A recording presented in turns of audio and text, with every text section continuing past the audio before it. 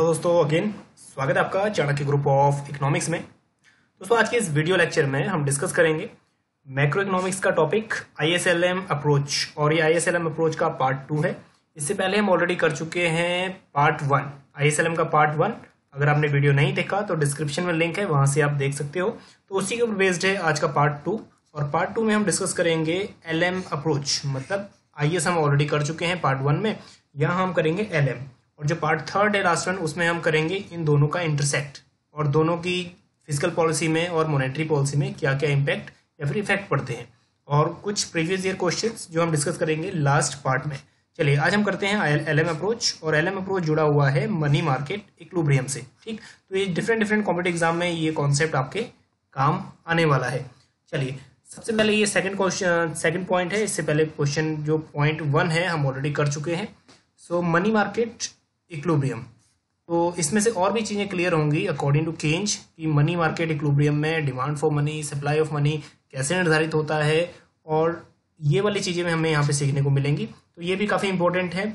So each and every point is very important. So the LM curve can be derived from the Keynesian theory from its analysis of money market equilibrium. तो LM curve सीधा derive out हुआ है money market equilibrium से। और हमने पढ़ा था money market equilibrium में इक्विलिब्रियम कहाँ होता है, जहाँ demand for money and supply of money एक दूसरे के बराबर होते हैं। So according to Keynes, demand for money to be hold depends upon the transaction motive, precautionary motive and speculative motive. तो केंज ने स्पेशली माना है, जो क्लासिकल इकोनॉमिस्ट थे, क्लासिकल इकोनॉमिस्ट कहते थे हम सिर्फ पैसा ट्रांजेक्शन मोटिव के लिए लेते हैं, फिर उसके बाद प्रिकॉशनरी मोटिव के लिए भी लेते हैं, लेकिन स्पेकुलेटिव जो मोटिव है वो यूज किया था सिर्फ केंज ने। ठीक, केंज ने बोला था हमें ट्रांजेक्शन मोटिव के लिए भी चाहिए, कुछ पैसा जो बचेगा वो फ्यूचर प्रिकॉशंस के लिए भी चाहिए, और जो इन दोनों के अलावा जो भी पैसा थोड़ा बहुत बचेगा उससे हम गैम्बलिंग कर सकते हैं, मतलब स्पेकुलेशन कर सकते हैं। तो जो दोनों ही income, transaction motive and precautionary motive, ये दोनों ही तो डिपेंड है इनकम पे, और जो स्पेकुलेशन मोटिव है ये डिपेंड है रेट ऑफ इंटरेस्ट पे, वो भी इनवर्सली। ठीक, जो हम लिक्विडिटी ट्रैप थ्योरी या लिक्विडिटी प्रेफरेंस पढ़ते हैं और उसमें भी ये हमें चीज़ें क्लियर हो जाती हैं। So it is the money held for transaction motive which is a function of income. So precautionary motive and transaction motive ये दोनों ही इनकम, मतलब एक प्रिकॉशनरी मोटिव और ट्रांजेक्शन मोटिव ये डिपेंड करती हैं या फंक्शन है इनकम का, इनकम पे डिपेंड करती हैं और पॉजिटिवली रिलेट करती हैं। So the demand for money also depends on the rate of interest which is the cost of holding money. तो रेट ऑफ इंटरेस्ट पे जो थर्ड है अपना स्पेकुलेशन डिमांड फॉर मनी है, ये डिपेंड करता है रेट ऑफ इंटरेस्ट पे, और एक नेगेटिवली रिलेट है। जब हम लिक्विडिटी ट्रैप कहते हैं तो डिमांड फॉर मनी, तो जो रेट ऑफ इंटरेस्ट और डिमांड फॉर मनी, तो डिमांड फॉर मनी क्या होता है, जब 2% रेट ऑफ इंटरेस्ट होता है सबसे कम, तो यहाँ पे वो पूरा परफेक्टली इलास्टिक हो जाता है, और जैसे जैसे रेट ऑफ इंटरेस्ट बढ़ता है वैसे वैसे डिमांड फॉर मनी कम होता जाता है। तो एक इनवर्स रिलेशन है। So thus demand for money can be expressed as demand for money is a function of income as well as rate of interest. तो according to Keynes, ठीक है। और हमने दो चीज़ें पढ़ी हैं कि कौन कौन सी चीज़ें ट्रांजेक्शन और प्रिकॉशनरी इनकम पे डिपेंड करती हैं, इनकम और स्पेकुलेशन डिपेंड करती हैं रेट ऑफ इंटरेस्ट पे। So the LM curve tells that so what the various rate of interest will be at different level of income. So यहाँ पे एलएम कर्व जो रिप्रेजेंट करती है कि what the various rate of interest, हर एक rate of interest पे, हर एक रेट ऑफ इंटरेस्ट लेवल पे what will be the different level of income, level of income क्या रहेगा। ठीक है, ये हम आगे जब यहाँ करेंगे तो इजिली क्लियर हो जाएगा कि डिफरेंट रेट ऑफ इंटरेस्ट पे डिफरेंट हमारा लेवल ऑफ इनकम क्या रहेगा। वो हमें डिराइव, उसको हम जब हम पॉइंट्स को मर्ज करते हैं तो हमारे पास डिराइव होता है एलएम कर्व। तो एलएम कर्व के लिए हमें दो चीज़ें चाहिए, एक रेट ऑफ इंटरेस्ट और दूसरा लेवल ऑफ इनकम। तो इन जहाँ ये पॉइंट इक्विलिब्रियम में होंगे, जहाँ इंटरसेक्ट करेंगे, वहाँ क्या होगा, इन तीनों पॉइंट को मर्ज करके हमारे पास आएगा एलएम कर्व, जैसे हमने लास्ट वीडियो में आईएस कर्व डिराइव किया था।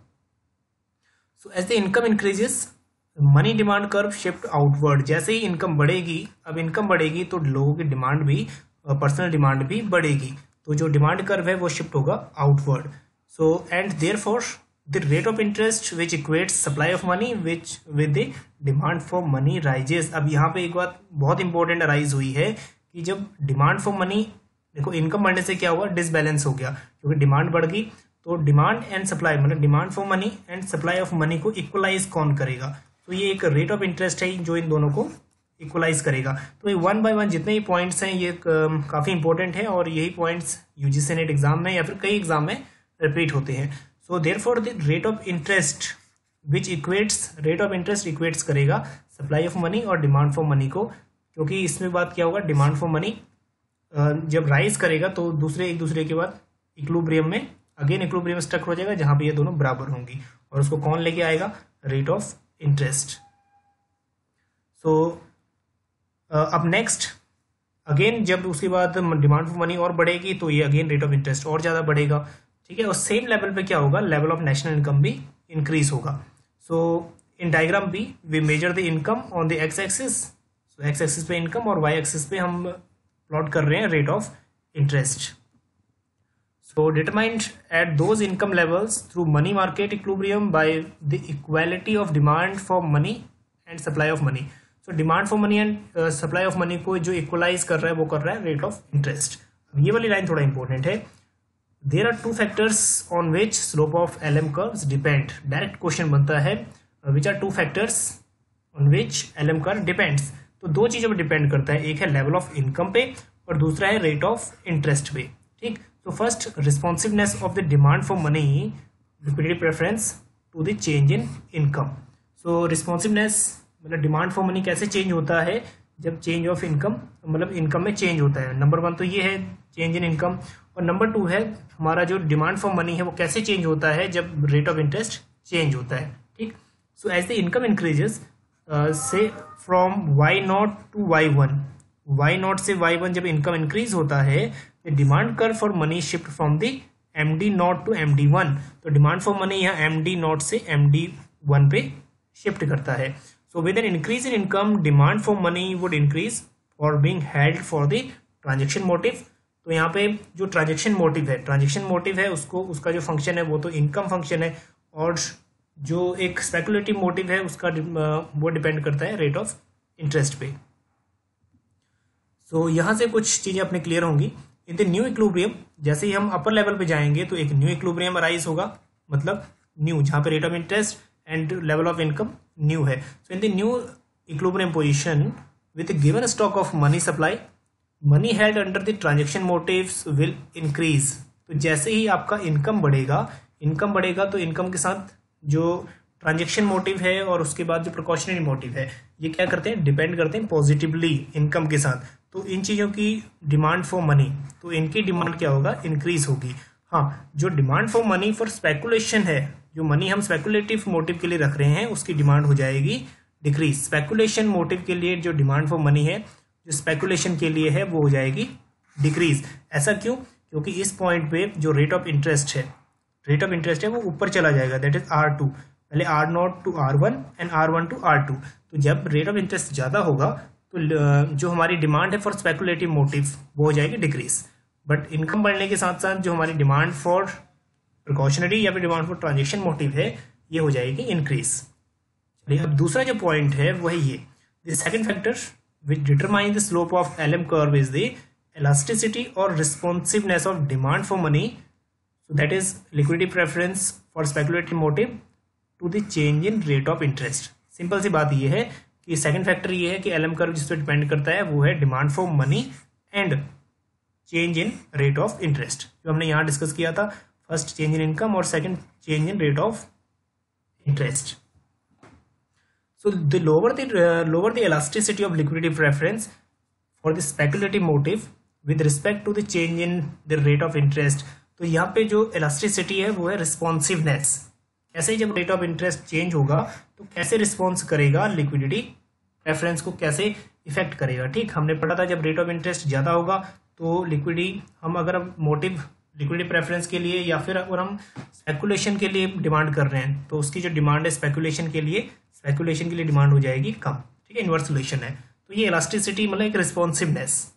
तो जब यहाँ पे लो इलास्टिक है, लो रिस्पॉन्सिवनेस है, the low the elasticity of liquidity preference for a speculative motive, then with respect to change in rate of interest, then इस सेंस में क्या होगा, the steeper will be the LM curve, और जो LM curve है वो steep हो जाएगा। ठीक, ये हम थर्ड वीडियो में वो पढ़ेंगे कैसे चेंजेस यहाँ पे मॉनेटरी पॉलिसी फिजिकल पॉलिसी से आएंगे, स्टीपर और फ्लैटर, परफेक्ट, तो कैसे होंगे ये हम पढ़ेंगे थर्ड वीडियो में। तो इसमें ये बात ध्यान रखनी है, जो लो इलास्टिक है, लो रिस्पॉन्सिवनेस है स्पेकुलेशन डिमांड फॉर मनी की रेट ऑफ इंटरेस्ट के साथ, मतलब रेट ऑफ इंटरेस्ट चेंज हो रहा है लेकिन उस पर बहुत कम इफेक्ट पड़ा है, लो इलास्टिसिटी है, तो इसमें क्या होगा, इस सेंस में ये हो जाएगा स्टीपर LM कर्व। हाँ, अगर इलास्टिसिटी ऑफ लिक्विडिटी प्रेफरेंस ज़्यादा है, ठीक, so to the change in rate of interest is high, then LM curve हो जाएगा फ्लैटर और लेस स्टीप। तो इसमें क्या है, थोड़ा सा रिस्पॉन्सिवनेस ज़्यादा है, जैसे रेट ऑफ इंटरेस्ट बढ़ेगा या कम होगा उसके प्रोपोर्शनेटली यहाँ पे जो प्रोपोर्शनेटली है उसके ठीक liquidity preference for speculation demand for money direct impact करेगा। ठीक, और हमने पहले ही बताया हुआ यहाँ पे लिक्विडिटी प्रेफरेंस स्पेकुलेशन मोटिव के लिए यहाँ पे नेगेटिव होता है। चलिए next one is slope of LM curve. अब स्लोप ऑफ LM कर्व कुछ बातों पे डिपेंड करते हैं। So LM curve slope is upward from left to right, ठीक है, अपवर्ड होता है, and LM curve is positively sloped, जैसे सप्लाई कर्व होती है वैसे ये भी पॉजिटिवली स्लोप होती है। So LM curve depend upon two things, एक लेवल ऑफ इनकम और दूसरा द रेट ऑफ इंटरेस्ट। ये दो चीजें काफी इंपॉर्टेंट हैं, इन दो चीजों पे ही LM कर्व डिपेंड करती है। चलिए अब हम देखते हैं डायग्राम। तो shift in LM curve, so LM curve shift right, LM curve right shift करेगा, मतलब फॉरवर्ड शिफ्ट करेगा। अब इसके भी कुछ रीजन है कि क्यों फॉरवर्ड करेगा और क्यों ये राइटवर्ड शिफ्ट करेगा। राइटवर्ड शिफ्ट करेगा सबसे पहले जब सप्लाई ऑफ मनी इंक्रीज हो रही है, सप्लाई ऑफ मनी इंक्रीज होगी तो उसके साथ साथ क्या होगा, जो रेट ऑफ इंटरेस्ट है वो क्या हो जाएगा, फॉल। अकॉर्डिंग टू केंज भी यही है कि अगर supply of money, quantity of money बढ़ेगी, देखो अगर हम QTM करते हैं, क्वांटिटी थ्योरी ऑफ मनी करते हैं, तो वो क्या बोलते हैं, जैसे ही क्वांटिटी ऑफ मनी बढ़ेगी मतलब सप्लाई ऑफ मनी बढ़ेगी, इसका सिंपल इफेक्ट पड़ेगा प्राइस पे, मतलब प्राइस इंक्रीज होंगे, इन्फ्लेशन आएगा, डायरेक्ट इफेक्ट प्राइस पे पड़ेगा। लेकिन केंज कहता है डायरेक्ट इफेक्ट प्राइस पे नहीं पड़ेगा, इनडायरेक्ट पड़ेगा। पहले स्पेकुलेशन, पहले जो सप्लाई ऑफ मनी इंक्रीज होगी तो इससे क्या होगा, फर्स्ट में रेट ऑफ इंटरेस्ट फॉल होगा। ठीक, रेट ऑफ इंटरेस्ट फॉल होने से, रेट ऑफ इंटरेस्ट फॉल होगा, उसके बाद प्रोडक्शन एक्टिविटी बढ़ेगी तो लेवल ऑफ नेशनल इनकम भी बढ़ेगा। ठीक, सो इसमें लेवल ऑफ नेशनल इनकम यहाँ पे इंक्रीज होगा, उसके बाद लेवल ऑफ इनकम के बाद जो एम्प्लॉयमेंट लेवल है बढ़ेगा, इनकम बढ़ेगा, डिमांड बढ़ेगी, और डिमांड बढ़ने के बाद प्राइस बढ़ेगा। तो जो क्लासिकल थे उन्होंने सीधा बोल दिया था quantity of money, supply of money बढ़ेगा तो प्राइस बढ़ेंगे, लेकिन केंज ने बोला प्राइस तो बढ़ेंगे लेकिन डायरेक्टली नहीं बढ़ेंगे। ठीक, उससे क्या होगा, डायरेक्टली नहीं बढ़ेंगे, हाँ इनडायरेक्टली जरूर बढ़ेंगे, उससे पहले ये चीजें बढ़ेंगी। ठीक, तो सप्लाई ऑफ मनी एक फैक्टर है जिससे ये LM कर्व शिफ्ट हुआ है राइटवर्ड। जो दूसरा रीजन है वो है decrease in demand for money. Demand for money, जो होल्डिंग के लिए डिमांड फॉर मनी थी वो लोगों ने यहाँ पे कम की, डिमांड फॉर मनी कम किया, इसीलिए जो ये राइटवर्ड शिफ्ट हुआ, रेट ऑफ इंटरेस्ट फॉल हुआ और level of national income increase हुआ। और नेक्स्ट पॉइंट है why LM curve shift left. अब लेफ्ट क्यों शिफ्ट होगा, लेफ्ट शिफ्ट होने का मतलब है सप्लाई ऑफ मनी कम हो चुकी है। सप्लाई ऑफ मनी कम होगी तो अकॉर्डिंग टू केंज भी यही है कि केंज कहता है कि जैसे ही सप्लाई ऑफ मनी कम होगी तो रेट ऑफ इंटरेस्ट क्या होगा, इंक्रीज हो जाएगा और लेवल ऑफ नेशनल इनकम भी बिल्कुल डिक्रीज हो जाएगा। तो यही प्रोसेस फिर फॉलो होगा लेकिन अपोजिट। ठीक, और जो न्यू इक्विलिब्रियम है, इस इक्विलिब्रियम पॉइंट पे, न्यू इक्विलिब्रियम पॉइंट पे रेट ऑफ इंटरेस्ट ज्यादा हो जाएगा और लेवल ऑफ नेशनल इनकम हो जाएगा कम।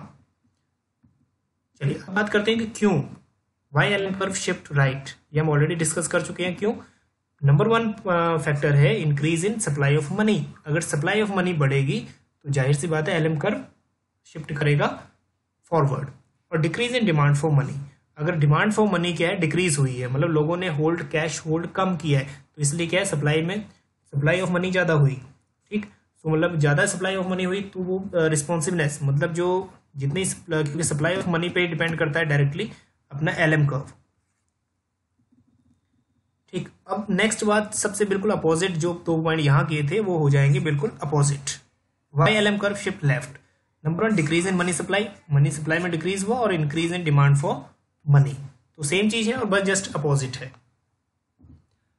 चलिए next one, thus the IS-LM curve model is based on. IS-LM model ये 4 चीजों पे बेस करता है, IS और LM, 2 चीजें IS की, 2 चीजें LM की।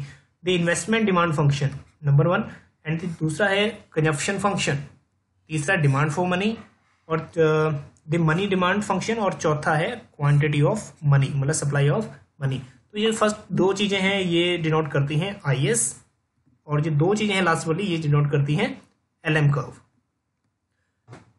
चलिए नेक्स्ट वन, अब हम पढ़ेंगे दो चीजें, एक है effect of change in supply of money on the rate of interest and income level. एक सप्लाई ऑफ मनी का क्या इफेक्ट पड़ेगा, और दूसरा है डिमांड ऑफ मनी का, मतलब change in demand of money या फिर चेंज इन सेविंग का क्या इफेक्ट पड़ेगा रेट ऑफ इंटरेस्ट और इनकम लेवल पे। चलिए सिंपल सा लॉजिक ये है, हमने पहले ही ऑलरेडी कर लिया है, सप्लाई ऑफ मनी जैसे जैसे बढ़ेगा वैसे रेट ऑफ इंटरेस्ट क्या होगा, फॉल होगा। So with increase in supply of money the more money will be available for speculation motive, ज्यादा मनी स्पेकुलेटिव मोटिव के लिए अवेलेबल है, so at a given level of income which will cause the interest rate fall. So as a result the LM curve will be shift right. तो main cause यही था, तो LM curve shift कर जाएगा right. Suppose करें हम initial point अगर T point है तो T पॉइंट से ये शिफ्ट कर गया E पॉइंट पे। अब इस पॉइंट पर रेट ऑफ इंटरेस्ट फॉल हुआ, जो नेशनल इनकम है, level of national income increase हुई। सो अगेन एक पॉइंट इसी में एक्सप्लेन कर लेते हैं। सो अगेन अगर पॉइंट E पे फर्दर और मनी सप्लाई बढ़ता है तो उसके बाद रेट ऑफ इंटरेस्ट और ज़्यादा फॉल होगा और नेशनल इनकम और ज़्यादा बढ़ेगा। ठीक, इसके विपरीत, इसके उल्टा क्या होगा, अगर मनी सप्लाई कम होगा, अगर मनी सप्लाई कम होगा, मनी सप्लाई अगर G पॉइंट पे ये इक्विलिब्रियम है LM कर्व, यहाँ IS कांस्टेंट रहेगा और LM कर्व मूव करेगा। ठीक, मान लो मनी सप्लाई रिड्यूस होगा क्योंकि मनी सप्लाई रिलेटेड है LM कर्व से, तो IS रहेगा यहाँ पे कांस्टेंट। सो LM कर्व अगर यहाँ पे मनी सप्लाई कम होता है तो रेट ऑफ इंटरेस्ट हो जाएगा इंक्रीज और level of national income decrease, and in point पे भी सेम में प्रोसेस चलता रहेगा, रेट ऑफ इंटरेस्ट बढ़ेगा और नेशनल इनकम कम होगा। चलिए अब नेक्स्ट पॉइंट है second, change in desire to save और प्रोपेंसिटी टू कंज्यूम। कैसे हमारी डिमांड चेंज होगी तो level of rate of interest और लेवल ऑफ इनकम पे इफेक्ट पड़ेगा। सो अब यहाँ पे दो चीजें हैं, प्रोपेंसिटी टू कंज्यूम जो हम करते हैं MPS और MPC, ये वही चीजें हैं, अगर एक चीज को बढ़ाओगे तो दूसरी चीज कम हो जाएगी। ठीक, so when peoples desire to save falls, अगर सेविंग फॉल होगी मतलब कंजप्शन क्या हुआ, increase. When propensity to consume rises, तो कंज्यूम क्या कर रहे हैं, ज्यादा कर रहे हैं, so aggregate demand curve will shift upward, तो जो एग्रीगेट डिमांड कर्व है वो अपवर्ड शिफ्ट करेगा, and therefore the level of national income will be rise at each rate of interest। तो यहाँ पे जैसे ही हमारी डिमांड फॉर फर्दर मूव करेगी तो IS कर्व भी यहाँ से इनिशियल पॉइंट से ऊपर की तरफ मूव करेगा फॉरवर्ड, और इस सेंस में रेट ऑफ इंटरेस्ट इंक्रीज होगा और लेवल ऑफ नेशनल इनकम भी इंक्रीज होगा। ठीक, फर्दर और ज़्यादा MPC बढ़ती है, कंजप्शन डिमांड और ज़्यादा बढ़ता है, तो उसमें क्या होगा, कंजप्शन के बढ़ने से, MPC के बढ़ने से रेट ऑफ इंटरेस्ट फिर बढ़ेगा और लेवल ऑफ नेशनल इनकम, क्योंकि आउटपुट प्रोड्यूस करना पड़ेगा उस डिमांड को फुलफिल करने के लिए। ठीक, और ये वाली लाइन थोड़ा इंपॉर्टेंट है, thus a fall in desire to save, जब हमारी सेविंग करने की प्रवृत्ति कम हो जाती है, मतलब कंजप्शन करने की प्रवृत्ति ज़्यादा होती है, has led to increase in both rate of interest and level of national income. तो जैसे ही हम, ये क्वेश्चन बनता है डायरेक्ट, जब MPC आपकी फॉल होगी तो रेट ऑफ इंटरेस्ट और लेवल ऑफ इनकम पे क्या इफेक्ट पड़ेगा, दोनों ही कम होंगी, ज़्यादा होंगी, एक फॉल एक इंक्रीज होगा, क्या होगा, तो दोनों ही इंक्रीज होंगी। ठीक, दोनों ही इंक्रीज होंगी, यहाँ LM कर्व कांस्टेंट रहेगा। और उसके विपरीत क्या होगा, अगर डिमांड आपकी कम हो रही है, अगर MPC कम हो रही है, ठीक, ये जितने भी PPTs में ये जितनी भी चीज़ें लिखे हैं ये यही चीज़ें हैं, यहाँ इनको प्रैक्टिकली समझ लेते हैं तो पढ़ने की जरूरत नहीं पड़ेगी। PDF इसका शेयर हो जाएगा थर्ड, जब जो वीडियो आएगा उसके साथ। ठीक, जैसे जैसे यहाँ पे डिमांड कम होगी, MPC कम होगी, तो लेवल ऑफ नेशनल इनकम भी कम होगा और रेट ऑफ इंटरेस्ट भी कम होगा। चलिए, तो ये आज का पॉइंट था, ISLM अप्रोच का पॉइंट 2 था, और नेक्स्ट वीडियो में अब हम डिस्कस करेंगे साइमल्टेनियस इक्विलिब्रियम मॉडल। सो मतलब ISLM मॉडल करेंगे, उसमें जो साइमल्टेनियस इक्विलिब्रियम्स आते हैं और प्रीवियस ईयर के क्वेश्चंस भी। अगर कोई क्वेश्चन ऐसा है जिसमें थोड़ा बहुत डाउट्स है तो आप फेसबुक के पेज पे वो क्वेश्चन अपलोड कर सकते हैं, उसको ट्राई करेंगे क्वेश्चन को इजी वे में फाइंड आउट करने के आंसर, मतलब आंसर इजीली फाइंड आउट हो जाए। चलिए अब मिलते हैं आपको पार्ट 3 में, अब बने रहिए चाणक्य ग्रुप ऑफ इकोनॉमिक्स के साथ। Thank you.